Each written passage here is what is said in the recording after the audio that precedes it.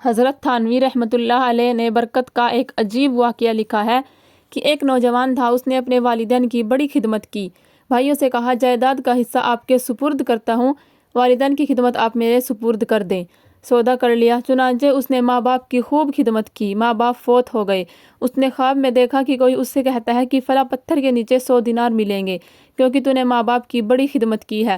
پوچھا، اس میں برکت ہوگی؟ کہا، برکت نہیں ہوگی۔ نوجوان نے کہا، میں نہیں لوں گا۔ صبح کو اٹھا، بیوی کو بتایا۔ بیوی نے کہا، بے شک نہ لینا، لیکن جا کر دیکھ تو صحیح پڑے ہوئے بھی ہیں یا نہیں۔ اس نے کہا، جب لینے نہیں تو میں جا کر دیکھتا بھی نہیں۔ دوسری رات پھر خواب آیا کہ 10 دینار فلاں پتھر کے نیچے پڑے ہیں، ابھی موقع ہے، لے لو، تمہاری خدمت کے بدلے مل رہے ہیں۔ پوچھا، برکت ہوگی؟ کہا، برکت تو نہیں ہوگی۔ نوجوان کہنے لگا، مجھے نہیں چاہیے۔ تیسری رات پھر خواب آیا کہ فلاں پتھر کے نیچے 1 دینار پڑا ہے، اب جا کر لے لو، اب موقع ہے۔ پوچھا، برکت ہوگی؟ کہا، ہاں برکت ہوگی۔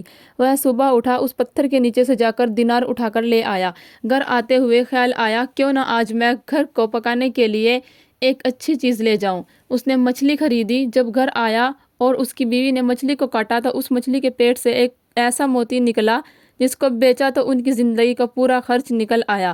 یہ برکت آتی ہے۔ اللہ تعالیٰ ایسی جگہ سے رزق دیتا ہے کہ انسان کو وہم و گمان بھی نہیں ہوتا۔ بے شک